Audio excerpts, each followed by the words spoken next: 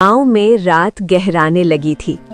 आसमान बिल्कुल शांत थी, जैसे किसी अनहोनी की निशानी बनकर झलक रहे थे। चारों तरफ सन्नाटा, बस कहीं तालाब के किनारे मेंढकों की आवाज और हवा में झूलती खपरेल की चरमराहट। उसी तालाब के किनारे एक छोटा सा कच्चा मकान था। मिट्टी की दीवारें, एक लालटेन टिमटिमा रहा था। घर के बाहर दीनदयाल बैठा था, गोरी चमड़ी, थका चेहरा, मगर आंखों में उम्मीद की झिलमिल। अंदर उसकी पत्नी सावित्री प्रसव पीड़ा से कराह रही थी। दीनदयाल के पैर कांप रहे थे, माथे पर पसीना और होठों पर लगातार बुदबुदाहट, जैसे हर सांस में भगवान से कुछ मांग रहा हो। हे दाता, तुझसे मैं ज्यादा कुछ नहीं मांगता, न सोने की जरूरत न चांदी की, बस मेरी सावित्री और बच्चा सलामत रह जाए। सावित्री तो पिछले 2 दिन से कुछ खा भी नहीं पा रही थी। कहती थी आप खेत से आए हैं, पहले आप खा लो। अब देखो वही औरत आज अंदर तड़प रही है और मैं कुछ नहीं कर पा रहा। वो कांपते हुए अपनी हथेली जोड़ता है, आंखों से आंसू गिरते हैं। तेरी मर्जी के बिना पत्ता तक नहीं हिलता प्रभु, पर इतना तो सोच ले, इस गरीब का घर पहले ही सूना है। अगर सावित्री को कुछ हो गया तो मेरा जीना बेकार हो जाएगा। मैं उसके बिना कैसे रहूंगा? कौन मेरी थाली में रोटी रखेगा? कौन खेत में मेरे लिए पानी लाएगा? अंदर से दर्द भरी चीख सुनाई देती है। हे भगवान! दीनदयाल का दिल कांप जाता है। वो ठप से उठता है, झट से दरवाजे के पास जाता है। दाई, क्या हुआ? सावित्री ठीक है ना? मैं अंदर आ जाऊं? अंदर से दाई की कड़क आवाज आती है। ना रे दीनदयाल, बाहर ही रहो, अभी मत घुसो अंदर।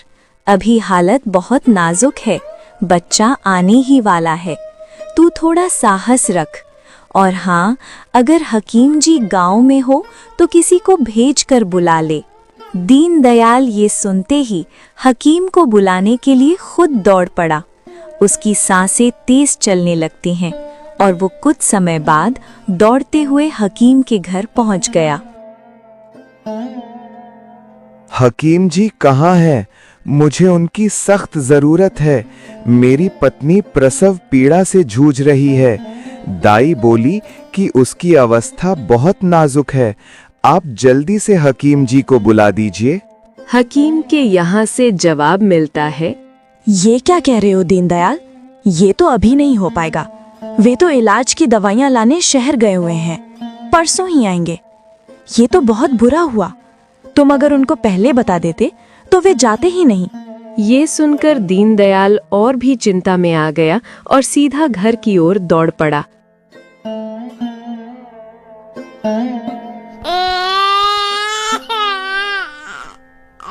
जब वो घर पहुंचा तो उसने देखा कि माहौल एकदम शांत था। बस एक नन्ही सी किलकारी हवा में गूंज उठती है। दीनदयाल के चेहरे पर थोड़ी देर राहत उतर आती है। वो जल्दी से घर के भीतर गया।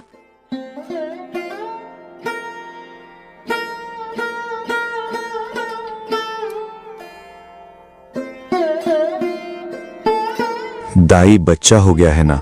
लड़का हुआ कि लड़की हुई है? सावित्री ठीक है ना दाई? बोलिए ना, आप चुप क्यों हैं? अंदर कुछ पल सन्नाटा रहता है। फिर दाई थकी और भारी आवाज में बोलती है, दीनदयाल, बेटी हुई है। दीनदयाल के चेहरे पर एक पल को मुस्कान आती है। वो हाथ जोड़कर ऊपर देखता है। हे भगवान, तेरे चरणों में धन्यवाद। बेटी दी है, तेरा लाख शुक्रिया। अब बस सावित्री को ठीक रख दे। वो कुछ और कहता, इससे पहले ही अंदर से फिर सन्नाटा छा जाता है। वो सावित्री सावित्री सावित्री क्या हुआ सावित्री को? दाई बोलो ना, वो ठीक है ना? वो सो रही है ना थकान की वजह से? दाई की आंखें भर आती है। वो धीरे से बोलती है, दीनदयाल, तेरी सावित्री अब नहीं रही। बेटिया को जनते ही उसने आखिरी सांस ली। वो अब कभी नहीं उठेगी। दाई के मुंह से ये सुन के दीनदयाल के पैरों से जमीन खिसक जाती है। वो कुछ पल उसे घूरता रह जाता है, फिर अंदर से टूट जाता है और घुटनों के बल बैठ जाता है। नहीं, ऐसा मत बोलो दाई। नहीं, सावित्री मुझे यूं छोड़कर नहीं जा सकती। उसने वादा किया था कि वो हमेशा मेरे साथ रहेगी। हम दोनों ने इस घर की दीवारों पर अपने सपने बनाए थे। वो मुझे अधूरा छोड़कर कैसे चली गई? वो ऐसे कैसे जा सकती है? वो अपने इस नन्ही सी जान को कैसे अकेले छोड़कर जा सकती है? ये बोलने के बाद वो जमीन पर बैठा रहता है, जैसे उसमें जान बची ही नहीं। तभी बच्ची की किलकारी फिर गूंजती है, जैसे वो खुद अपनी माँ को पुकार रही हो। दीनदयाल, अब आंसू पहुँच ले। तेरी सावित्री चली गई, पर देख, उसकी परछाई जिंदा है तेरे सामने। ये बिटिया तेरी जिम्मेदारी है। अब से तू ही इसका माँ बाप दोनों है। रो मत, इसे सीने से लगा ले, यही अब तेरी दुनिया है। दाई दीनदयाल के हाथों में उसकी बच्ची को दे देती है। उसकी आंखों में नमी, चेहरे पर दर्द और दिल में खुली हुई कसम। वो धीरे से बोलता है, देख बेटी, तेरी माँ ने तुझे अपनी जान देकर जन्म दिया है। अब तू मेरी ताकत है, मेरा सब कुछ है। तेरी माँ ने कहा था अगर बेटी हुई तो नाम रखेंगे काव्या। अब तू ही है मेरी काव्या, मेरी सावित्री की आखिरी निशानी। मैं वादा करता हूं तुझे कभी किसी की कमी नहीं महसूस होने दूंगा। जो दर्द तेरी माँ झेल गई वो तेरे रास्ते में कभी नहीं आने दूंगा। उस रात गांव के हर कोने में सिर्फ एक ही खबर फैली, दीनदयाल की पत्नी सावित्री नहीं रही, लेकिन एक नन्ही बेटी उसके जीवन में आई है।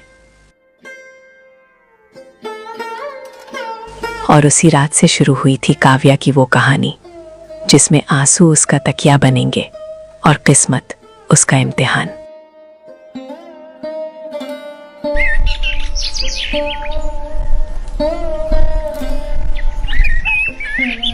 कुछ साल बीत गए। सावित्री के जाने के बाद जैसे दीनदयाल की दुनिया सूनी हो गई थी, पर उसी सूनापन के बीच एक छोटी सी धड़कन थी, काव्या, उसकी नन्ही बेटी। वो अब उसी के लिए जी रहा था, उसी के लिए खेत जोतता, उसी के लिए मिट्टी में दिन रात पसीना बहाता। उसके दिन अब खेत में बीतते और रातें उस झोपड़ी में, जहां दीवार पर सावित्री की तस्वीर टंगी थी। हर सुबह सूरज निकलते ही वो छोटी चौकी पर बैठकर काव्या को अपने हाथों से खाना खिलाता, फिर उसको प्यार से रोज नहला धुलाकर तैयार करता और काम पर जाने से पहले उसे दाई के घर छोड़ जाता। काव्या बिटिया, अब तू बड़ी हो रही है। देख, मैं खेत जा रहा हूँ। जब तक मैं लौटता हूँ तू दाई माँ के पास रहना, ठीक है ना बिटिया? दाई माँ तुझे खाना देगी, तू खेलना पढ़ना, मगर जिद मत करना। बाबा, आप कब लौटोगे? हाँ बिटिया, सूरज डूबेगा तो मैं लौट आऊंगा और फिर मैं आके तुझे घर ले आऊंगा, ठीक है मेरी बच्ची? ठीक है बाबा। दीनदयाल रोज काम पे जाता और काम पे जाते समय काव्या को दाई के पास सौंप जाता और उसके बदले दाई को वो पैसे भी देना चाहता, लेकिन दाई नहीं लेती, क्योंकि दाई भी उसे अपनी बेटी की तरह चाहने लगी थी। अरे दीनदयाल, चिंता मत किया कर, तेरी बेटिया तो मेरे घर की रौनक है। मैं इसे वैसे ही देखती हूँ जैसे एक माँ अपनी बेटी को देखती है। बस तू रोज खेत से लौटते वक्त जो चावल या कुछ सिक्के देने की कोशिश करता है ना, वो रहने दे। अब तेरी हालत में जानती हूँ तो खुद आधा पेट खाता है। नहीं दाई, ये आपका हक है। आप मेरी बच्ची की ख्याल रखती हैं, उसके सिर पर साया बनकर बैठी हो आप। मेरी सावित्री तो चली गई, पर आप सब भगवान की भेजी मेरी बड़ी बहन जैसी हैं, जो मेरी काव्या का ध्यान रख रही हैं। ये जो 2 पैसे मैं आपके हाथ में रखता हूँ, ये तो सिर्फ आपके सेवा का मान है। दाई मुस्कुराती है, मगर उसकी आंखें भी भर आती हैं। समय यूं ही बीतता गया, दिन महीने में बदले, महीने सालों में, और देखते देखते काव्या 12 बरस की हो चुकी थी। उसकी आंखों में वही मासूमियत थी, वही चमक जो कभी सावित्री की आंखों में थी। अब वो दाई के घर नहीं रहती थी, खुद चूल्हा जलाना, रोटी बेलना और कपड़े धोना जानती थी।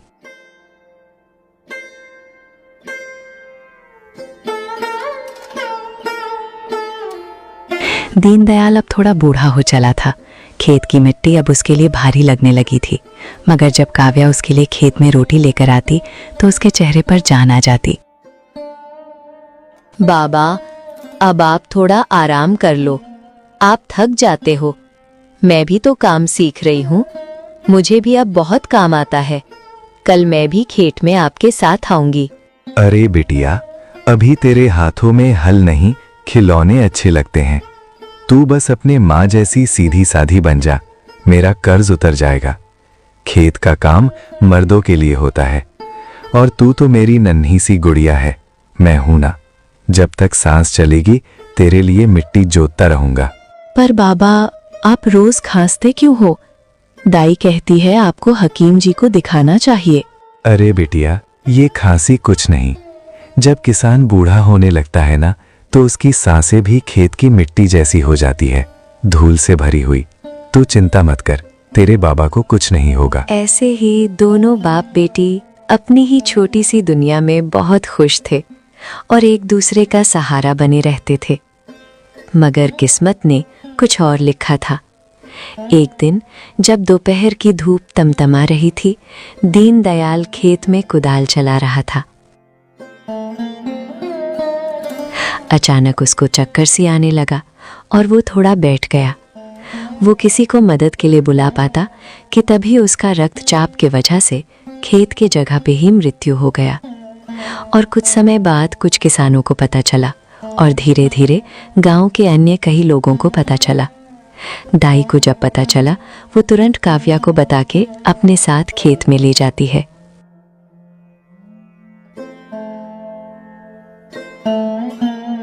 लेकिन तब तक बहुत देर हो गई थी। दीनदयाल अब इस दुनिया में नहीं था। काव्या टूट जाती है। कुछ समय तक वो दुख के मारे कुछ नहीं बोल पाती है, बस उसकी आंखों से आंसू निकलते रहते हैं। लेकिन अचानक वो फूट फूट कर रोने लगती है।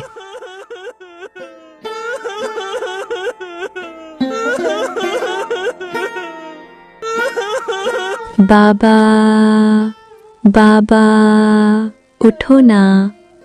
आप तो कहते थे जब सूरज डूबेगा तो लौट आओगे। अब तो सूरज डूबने को है बाबा। देखो ना, मैं इंतजार कर रही हूँ घर चलने को। आप क्यों नहीं उठ रहे हैं? गांव वाले उसे देख के वे भी रोने लगे और दाई और एक औरत उसको संभालने लगी। कुछ समय बाद गांव वाले दीनदयाल की मृत शरीर को लेके अंतिम क्रियाकर्म करने की तैयारी करते और कुछ ही देर बाद काव्या अपने पिता के चिता पर रोते हुए अग्नि दे देती है।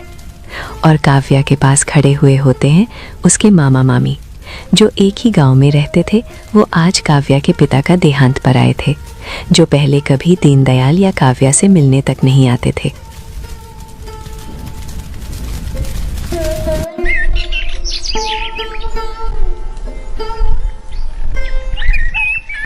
अगली सुबह काव्या अपने घर पे दुखी हारी हालत में बैठी हुई है और उसके साथ उसकी मामा मामी भी हैं। अरे बिटिया, अब तो तू बिल्कुल अकेली रह गई है। हम है ना, तू हमारे साथ रहेगी। तेरे पिता का कोई कर्ज है, हम चुका देंगे। तुझे किसी चीज की कमी नहीं होने देंगे। मामा, आप सच बोल रहे हो ना?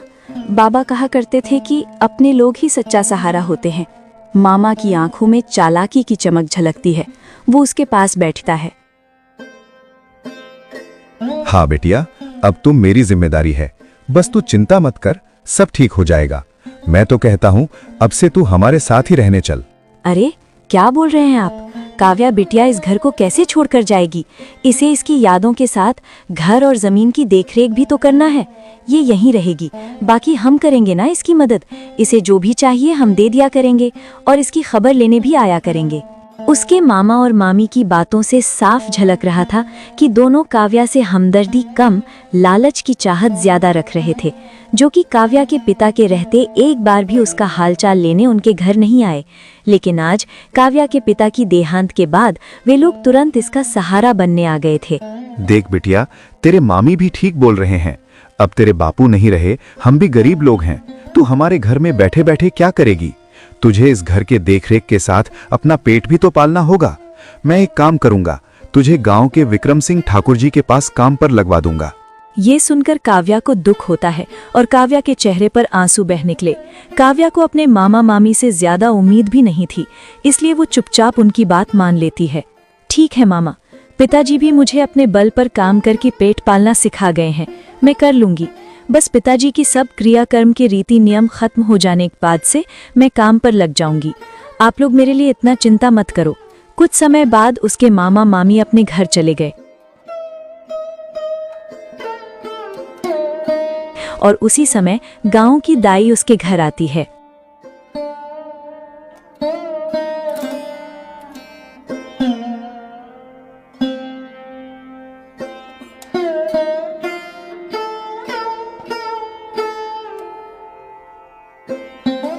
काव्या बिटिया, ये दोनों तेरे मामा मामी यहाँ क्यों आए?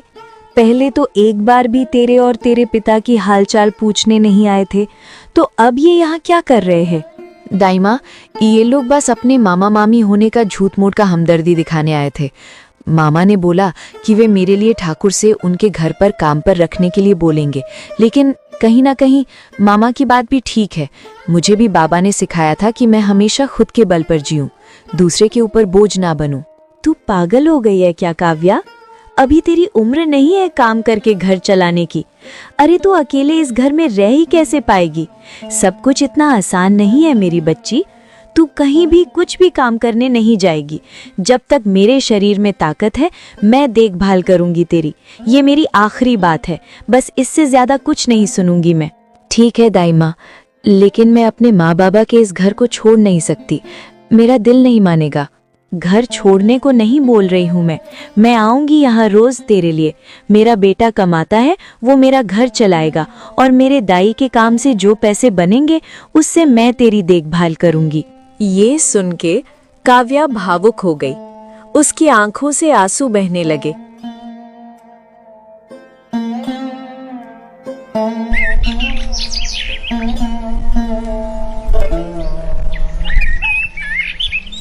ऐसे ही कुछ साल और बीत गए। काव्या बड़ी हो गई थी। वो अब खुद का ध्यान रखने में सक्षम हो चुकी थी। लेकिन गांव की दाई, जो काव्या की बचपन से देखरेख करती आई है, वो बुढ़ापे की वजह से ज्यादा चल फिर नहीं पाती थी। इसलिए वो काव्या के घर नहीं आ पाती थी, और इसीलिए काव्या उसके घर जाके उसका हमेशा खबर लेती थी।